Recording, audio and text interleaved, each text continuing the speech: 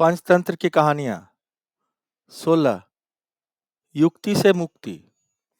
एक जंगल में एक बहुत पुराना बरगद का पेड़ था। उस पेड़ पर घोंसला बनाकर एक कौवा कौवी का जोड़ा रहता था। उसी पेड़ के खोखले तने में कहीं से आकर एक दुष्ट सर्प रहने लगा था। हर वर्ष कौवी अंडे देती और दुष्ट सर्प मौका पाकर उनके घोंसलों से अंडे खा जाता। एक बार जब कौवा व कौवी जल्दी भोजन पाकर शीघ्र ही लौट आए, तो उन्होंने उस दुष्ट सर्प को अपने घोंसले में रखे अंडों पर झपटते देख लिया। अंडे खाकर सर्प चला गया। कौवे ने कौवी को ढाढ़स बंधाया, प्रिय, हिम्मत रखो, अब हमें शत्रु का पता चल गया है, कुछ उपाय भी सोच लोगे। कौवे ने काफी सोचा विचारा और पहले वाले घोंसले को छोड़ उससे काफी ऊपरी टहनी पर घोंसला बनाया और कौवी से कहा, यहाँ हमारे अंडे सुरक्षित रहेंगे। हमारा घोंसला पेड़ की चोटी पर है और ऊपर आसमान में चील मंडराती रहती है। चील सांप की बैरी है। दुष्ट सर्प यहाँ तक आने का साहस नहीं कर पाएगा। नए घोंसले में अंडे सुरक्षित रहे और उनमें से बच्चे भी निकल आए। उधर सर्प उनका घोंसला खाली देखकर यह समझा कि उसके डर से कौवा कौवी शायद वहां से चले गए हैं, पर दुष्ट सर्प टोह लेता रहता था। उसने देखा कि कौवा कौवी उसी पेड़ पर रहते हैं और लौटते भी वहीं हैं। उसे यह समझते देर नहीं लगी कि उन्होंने नया घोंसला उसी पेड़ पर ऊपर बना रखा है। एक दिन सर्प खोप से निकला और उसने कौवों का नया घोंसला खोज लिया। घोंसले में कौवा दंपत्ति के 3 नवजात शिशु थे। दुष्ट सर्प ने उन्हें एक एक करके गप गप निकल गया और अपनी खोह में लौटकर डकारे लेने लगा।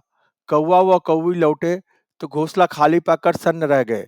घोंसले में हुई टूट फूट व नन्हे कौवे के कोमल पंख बिखरे देखकर वह सारा माजरा समझ गए।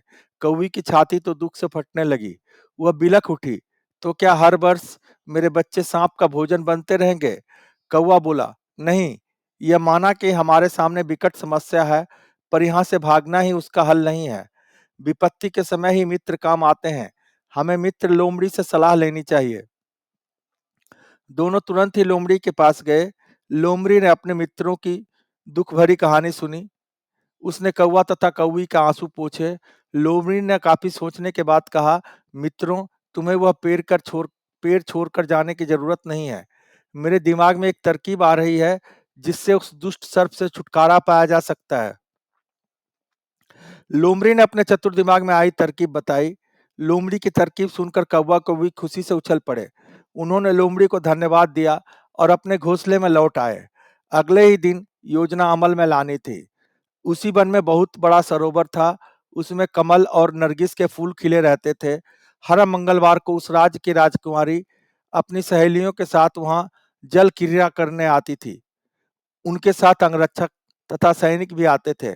इस बार राजकुमारी आई और सरोवर में स्नान करने जल में उतरी, तो योजना के अनुसार कौवा उड़ता हुआ वहां आया। उसने सरोवर तट पर राजकुमारी तथा उसके सहेलियों द्वारा उतार कर रखे गए कपड़ों व आभूषणों पर नजर डाली। कपड़ों में सबसे ऊपर था राजकुमारी का प्रिय हीरे व मोतियों का विलक्षण हार। कौवे ने राजकुमारी तथा सहेलियों का ध्यान अपनी ओर आकर्षित करने के लिए कांव कांव का शोर मचाया। जब सबकी नजर उसकी ओर घूमी, तो कौवा राजकुमारी का हार चोंच में दबाकर उड़ गया। सभी सहेलियां चीखी, देखो देखो, वह राजकुमारी का हार उठाकर ले जा रहा है। सैनिकों ने ऊपर देखा तो एक कौवा हार लेकर धीरे धीरे उड़ता जा रहा था। सैनिक उसी दिशा में उड़ने लगे। कौवा सैनिकों को अपने पीछे लाकर धीरे धीरे उड़ता हुआ उसी पेड़ की ओर ले गया। जब सैनिक कुछ ही दूर रह गए, तो कौवे ने राजकुमारी का हार इस प्रकार गिराया कि वह सांप वाले कुओं के भीतर जा गिरा। सैनिक दौड़कर कुओं के पास पहुंचे। उनके सरदार ने कुओं के भीतर झांका। उसने वहां हार और उसके पास ही में काले सर्प को कुंडली मारे देखा। वह चिल्लाया, पीछे हटो, अंदर एक नाग है। सरदार ने कुओं के भीतर भाला मारा। सर्प घायल हुआ और फुफकारता हुआ बाहर निकला। जैसे ही वह बाहर आया, सैनिकों ने भाले से उसके टुकड़े टुकड़े कर डाले। सीख, बुद्धि के प्रयोग से बड़े संकट का हल निकाला जा सकता है।